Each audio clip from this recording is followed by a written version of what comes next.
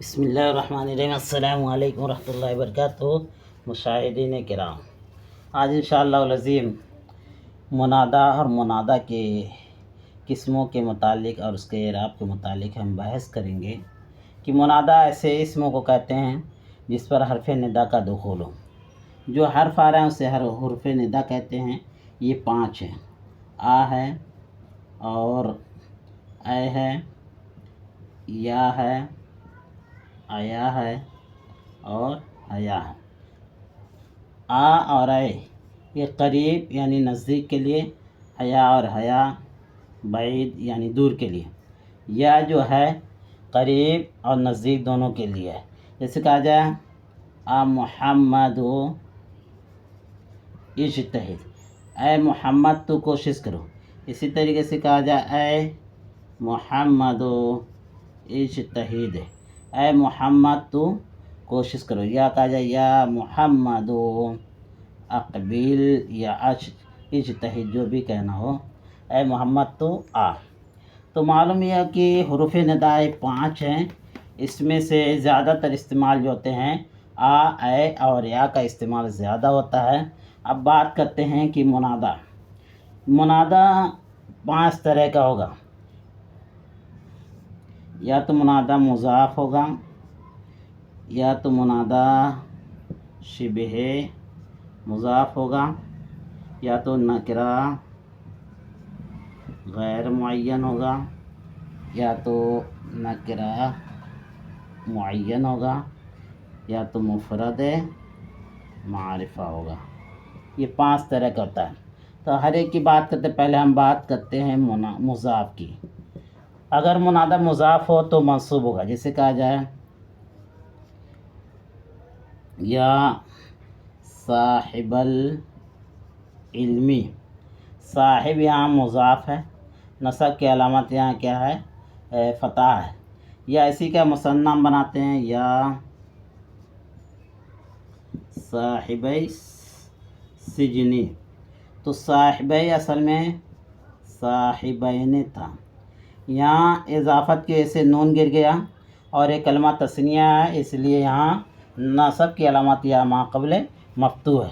یا اسی طریقے سے کہا جائے یا مسلم الہندی، مسلمی یہ جمع مذکر سالم ہے، یہاں نصب کی علامت یا ما قبل مکسور ہے، مسلمی اصل میں مسلمینہ تھا۔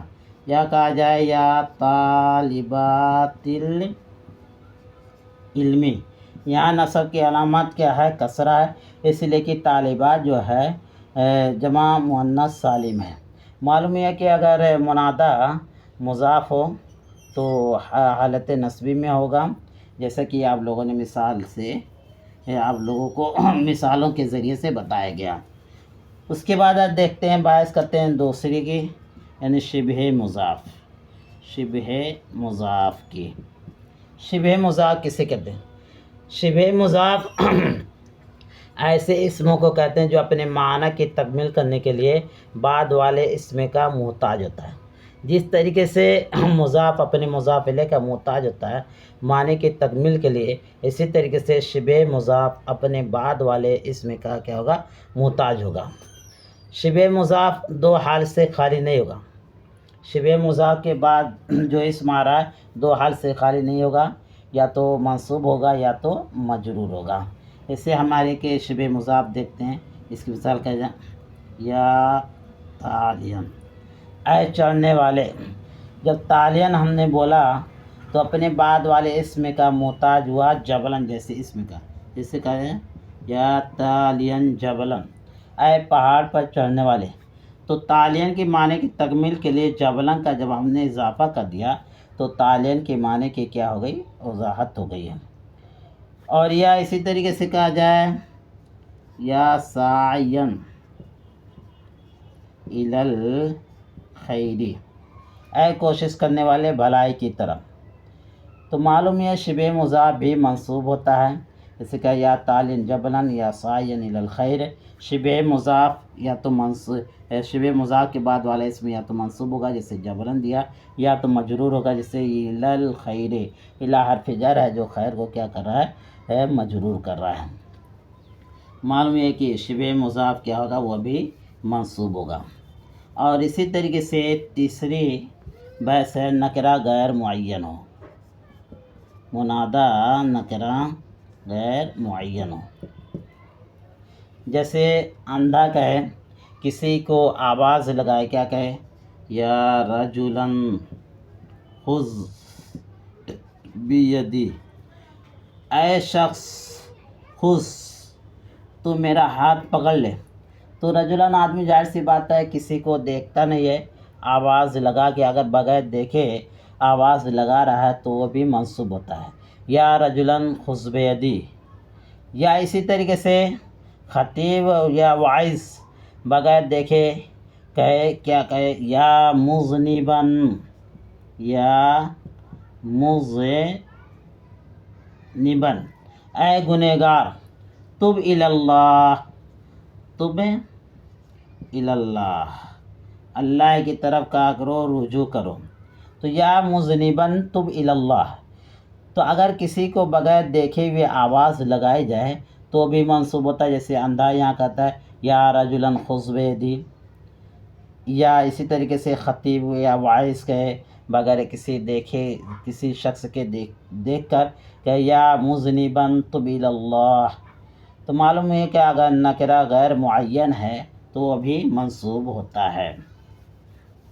اور اسی طریقے سے اگر نکرہ معین کی بات کرتے ہیں، نکرہ معین، تو نکرہ معین اگر ہے تو یہ مرفوع ہوگا، لیکن وہ نصب کی جگہ میں ہوگا۔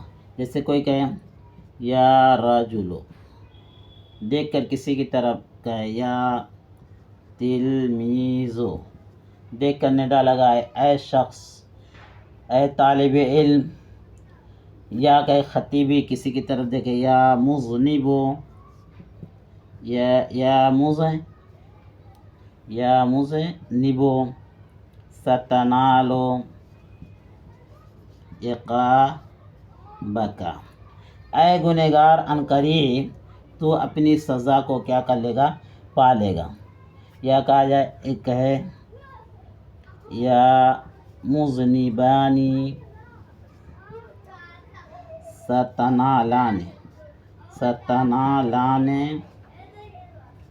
عقابکما، اے دو گنہگار، عنقریب تم دونوں اپنی سزا کو پا لو گے۔ یا کہا جائے یا مذنبون، یہاں رفع کی علامت ہوا اس لیے کہ جمع مذکر سالم ہے۔ یا مذنبون ستنالون عقابکم، معلوم ہے کہ اگر انسان کسی کی طرف دیکھ کر یا کوئی شخص کسی کی طرف دیکھ کر کہہ رہا ہے، اشارہ کر رہا ہے، آواز لگا رہا ہے، تو ایسی صورت میں نکرہ معین ہوگا۔ جب نکرہ معین ہوگا تو وہاں حالت رفعی میں ہوگا۔ یا رجلو، یا تلمیذو، یا مذنبو، یا مذنبان، یہاں رفع کی علامت الف ہے اس لیے کہ مذنبان یہ تثنیہ ہے۔ یا مذنبونا، یہ معلوم نکرہ اگر معین ہے تو وہاں کیا ہوگا؟ منادہ مرفوع ہوگا۔ اور آخری بحث ہم کرتے ہیں مفرد معرفہ کی، مفرد معرفہ کی بحث کرتے ہیں کہ مفرد معرفہ کسے کہتے ہیں۔ مفرد معرفہ کہتے ہیں کہ منادہ مضاف نہ ہو یا شبہ مضاف نہ ہو، تو یہ بھی مرفوع ہوگا۔